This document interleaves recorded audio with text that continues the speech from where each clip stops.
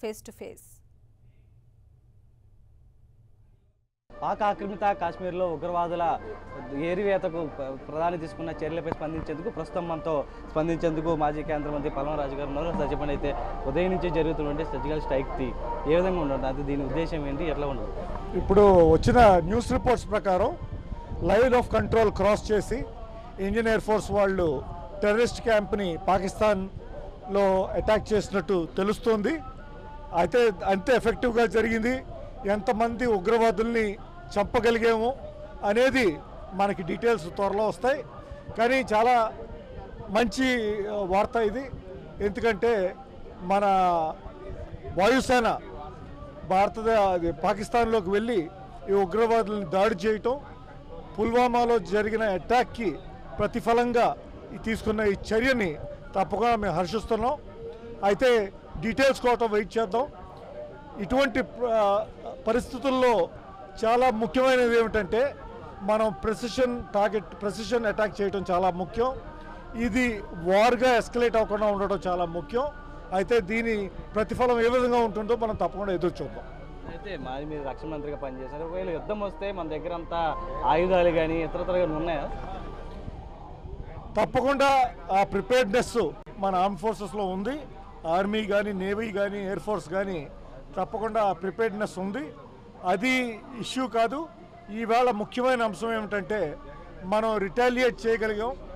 Retaliate చేసిన తర్వాత ఎంత ఎఫెక్టివ్గా దాడి చేయగలిగాం అనేది ముఖ్యం. అంతేకాకుండా ఇది వార్ కింద ఎస్కలేట్ అవ్వకుండా కూడా ఈ ప్రెసిషన్ స్ట్రైక్ చేయడం కూడా చాలా ముఖ్యం. పుల్వామా దాడికి సంబంధించి ఇక ప్రతీకార చర్యగా దీన్ని భావించాలి. అంతే, అలాగే మనం భావించాలి.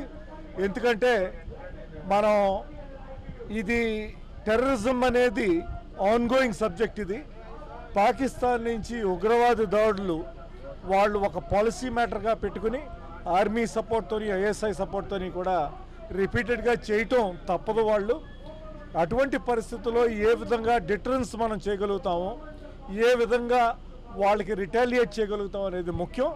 ఈ విధంగా చేయటం చాలా సంతోషమైన విషయం. వాయుసేన దాడికి సంబంధించి ఇంకా అదనపు బలగాలు కూడా కాశ్మీర్లో ఉండే అవకాశం కనబడుతుంది. అంటే ఎటువంటి పరిస్థితులు దారితీయబోతుంది? ఇవాళ ఈ ఉగ్రవాదాన్ని అరికట్టాలంటే ముఖ్యంగా 3 అంశాలు ఉన్నాయి. ఒకటి మన ప్రిపేర్డ్నెస్, బార్డర్లో వాళ్ళని రిపెల్ చేయడానికి, తరిమి కొట్టడానికి, అవసరమైతే సర్జికల్ స్ట్రైక్స్ చేయడానికి మన ప్రిపేర్డ్నెస్ చాలా ముఖ్యం. అంతేకాకుండా అంతర్జాతీయ ప్రెషర్ తీసుకొచ్చి మసూద్ అజర్ లాంటి టెర్రరిస్టుల్ని ఐసోలేట్ చేసి టెర్రరిస్ట్గా వాళ్ళ సంఘాన్ని గుర్తించడం అదొకటి చాలా ముఖ్యమైన విషయం. అంతటికంటే ఈ మూడింట్లోని ముఖ్యమైనది కాశ్మీర్ వ్యాలీలో పబ్లిక్ సపోర్ట్ అనేది చాలా ముఖ్యం.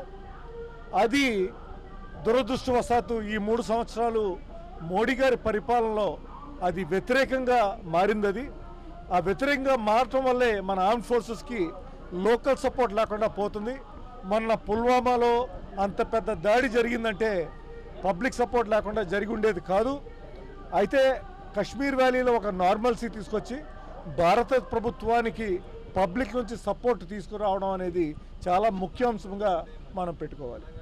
ఇటువంటి దాడులు అంటే ఏదైతే గతం నుంచి కూడా పాకిస్తాన్కి సంబంధించినటువంటి ఉగ్రవాద సంస్థలు ఏదో జైషే కానీ ఇతరతర కానీ ఇంకా ఈ కాశ్మీర్లో ఉన్నాయంటారా?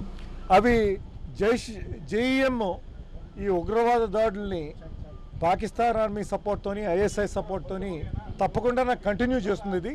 అది వాళ్ళ స్టేటెడ్ పాలసీ. అందువల్లే మనం ఈ 3 కోణాల నుంచి కూడా ప్రిపేర్డ్గా ఉండడం చాలా ముఖ్యం. పాకిస్తాన్ ప్రధాని కూడా చెప్తున్నారు, ఏదైతే దానికి సంబంధించి మాకు సంబంధం లేదన్న ఒక వాదన కూడా చెప్తున్నారు. అంటే దీంతో ఎట్లా చూడొచ్చు? అంటే ఆల్రెడీ ఇప్పుడు మన ఆర్మీ లోపలికి వెళ్ళడం జరిగింది, పాక్ భూభాగంలోకి వెళ్ళమని కూడా చెప్పడం జరుగుతుంది. ఇప్పుడు పాకిస్తాన్లో ఉన్న ముఖ్యమైన పవరు ప్రభుత్వం కాదు, అక్కడ పాకిస్తానీ ఆర్మీ, ఐఎస్ఐ. అయితే వాళ్ళు ఒక కాన్షియస్గా ఈ ఉగ్రవాదాన్ని ప్రోత్సహిస్తూ ఉంటారు. అయితే దీన్ని ఏ విధంగా అరికట్టాలో మనం ఆలోచించాలి. అయితే ఇది మొత్తం మీద చూసుకుంటే కనుక ఏదైతే పాకిస్తాన్ భూభాగంలో మన వాయుసేన దాడి చేసిన నేపథ్యంలో దాదాపు అదంతా మంచికే అంటూ కూడా చెప్తుంది. ఏదైతే ఉగ్రవాదానికి సంబంధించి ఏరివేతకు పూర్తి భాగస్వామ్యం కావాలంటే చెప్తుంది. ఏదో యుద్ధానికి దారి తీయకుండా జరిగే పరిణామాలు కూడా చేపట్టాలని చూస్తుంది. ఏదైతే ఈ వాయుసేన జరిగిన దాడిపైన కూడా ప్రతీకార చర్యగానే భావించమని పల్లవరాజు చెప్తున్నారు. Water studio.